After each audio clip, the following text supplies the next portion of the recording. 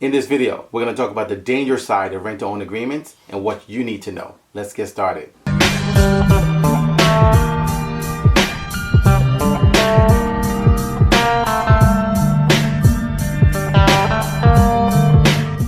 Hey everyone, I'm Rinde from AskRinde, and welcome to the #1 community for real estate, income, and credit. So if you'd like to know more about the dangers of rent-to-own agreements and what you need to do to be able to protect yourself, make sure you watch the video to the end and leave a comment below if you need help with anything.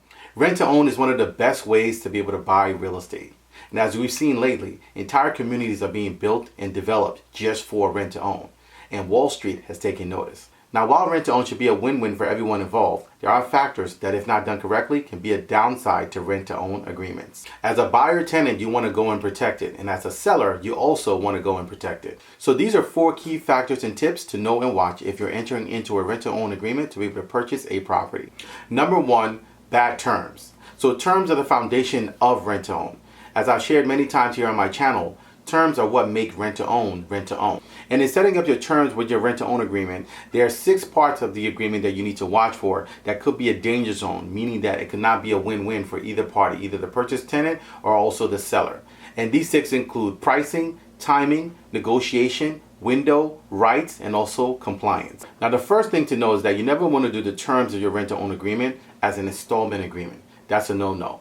You want to do it as a lease. Yes, you want to do it as a lease. There's a proper way to be able to structure your rent-to-own agreement. So I've shared here in many of my other videos, there's a process that you have to go through from start to finish.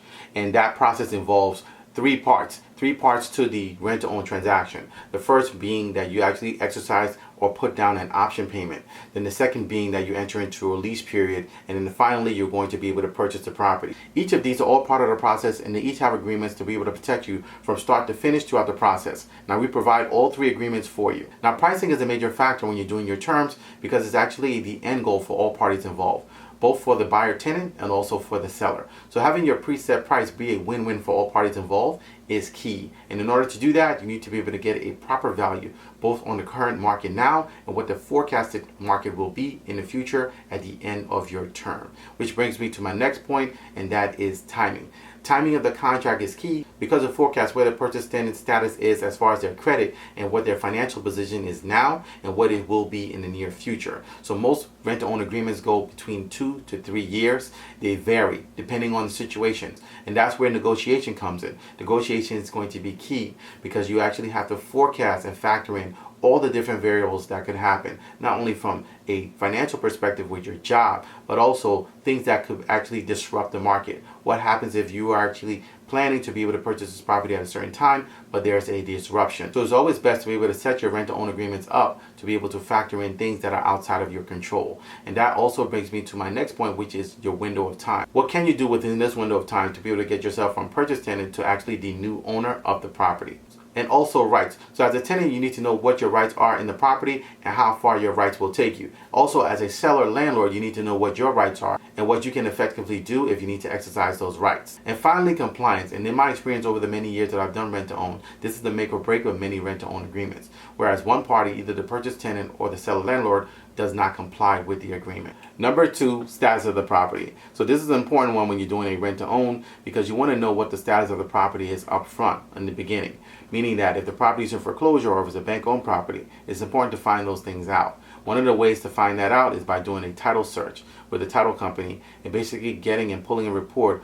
It'll give you both recent and history on the property, so you'll be able to validate everything from the ownership information to also the property status, whether the property is actually due for a loan modification or whether the property is currently facing a pre-foreclosure.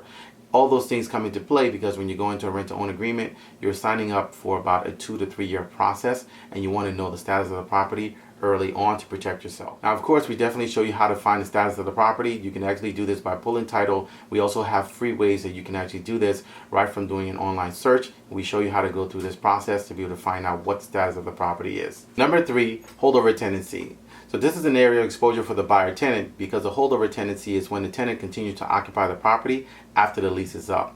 So the tenant can actually legally stay in the property provided that they continue to pay rent. However, the minute they stop paying rent, the landlord can then start the eviction process. Now this happens with rent to own when actually people go through the process as a purchase tenant and they fail to exercise their option to be able to purchase the property, and their lease is expired and they revert to a holdover tenant. Now this is key because as a tenant purchaser, you've actually put up an option payment and you've gone through the process of taking care of this property and you're expecting to be able to purchase it at the end of the term. However, failing to purchase the property at the end of the term puts you in a breach of compliance of the terms of the contract and puts you in a holdover tenancy status. So if you were to go to court to basically try to force the seller to be able to purchase the property from them, they don't have to. They can sell the property to whoever once your lease is up. Now it's important to keep this in mind because you do not want to be in a holdover tenancy position because you're going to be exposed at that point and not be able to purchase the property and maybe in a position where you maybe get evicted from the property should you not exercise your option to be able to purchase it at the end of the term or renegotiate those terms prior to the end of your lease. Number 4, poor planning. So with rent to own, success means buying the house, closing, and acquiring the house. That's the goal. That should be the goal for the purchase tenant, and that's also should be the goal for the seller landlord when they start and go into the agreement. The way we do rent to own is that we actually pre-plan and strategize to avoid all pitfalls along the way during the duration of our lease agreement, whether it's going to be 2 years or 3 years. So poor planning on the tenant buyer side can factor in everything from failure to do credit repair, poor attorney choice, failure to get grants that can actually help them purchase the property, being that they're doing a rent to own and their purchase is deferred by 2 to 3 years out. Also failure to get mortgage financing and also non-complying with the terms. Oftentimes over my years, I've seen most of the breaches of the rent to own agreements more so on the tenant buyer side, and that really has to do a lot with failure to get financing to purchase or clinch the deal. Remember, when you go into these deals, the seller has actually done their part by providing the property to the buyer tenant. The buyer tenant is the one who actually has to have a plan of action to be able to clinch and become the new owner of that property. And even in some rent to own agreements, the buyer tenant is given the first right of refusal option, which means that the seller is giving them the option to purchase the property in some cases when their lease has expired. So proper planning is key, which is one of the reasons why we created our fast track rent to own program, to avoid the dangers of rent to own agreements, to avoid the pitfalls that can cause you to lose money and also be in non-compliance with the terms of your lease.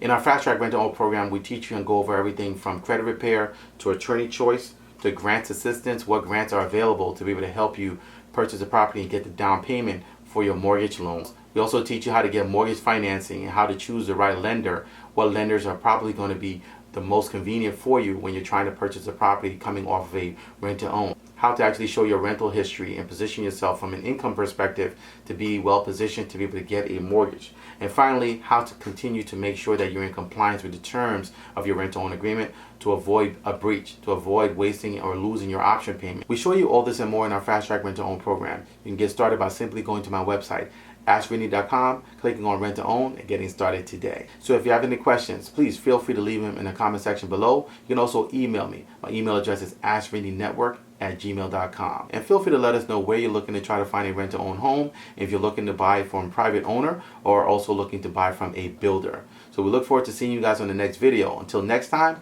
thank you so much for watching.